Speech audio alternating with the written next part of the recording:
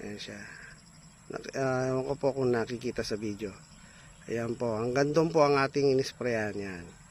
So mga katabi na ito, hindi na po tayo nag-spray dyan. Yung mga ka-farmers, nandito tayo sa isang taniman ng mga gulay.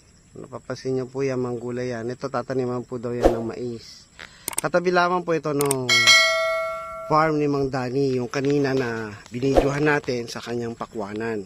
So magkatabi lang po sila at magkaibigan lang po, magkakilala po sila. Ito naman po ay sitaw. Sitaw po yan, na-sprayan po ito 1 week na po nakaraan ng ating Eco 1. Eco 2 pala, sorry. Yan po.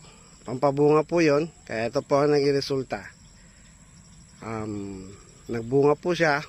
Kung mapapasin nyo, itik siya sa bunga. I-zoom in natin para mas kita. Yan. Yan po siya, oh.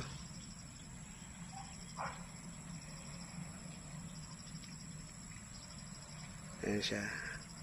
Ewan ko po kung nakikita sa video. Ayan po. Hanggang doon po ang ating inisprayan yan. So mga katabi na ito, hindi na po tayo nag-spray dyan. Kung mapapasin nyo, halos may bunga naman, pero halos wala.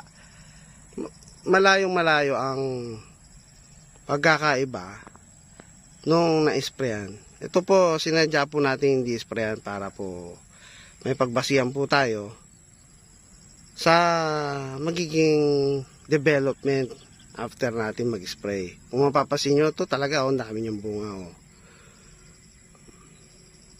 Yan po. Hanggang dyan ang in-sprayan natin. Hanggang dyan lang. Yan. Dyan. Doon, hindi na po tayo nag-spray doon. Papasin nyo, wala talaga bunga, oh. Yan po mga ka-farmers, mga ka-eco.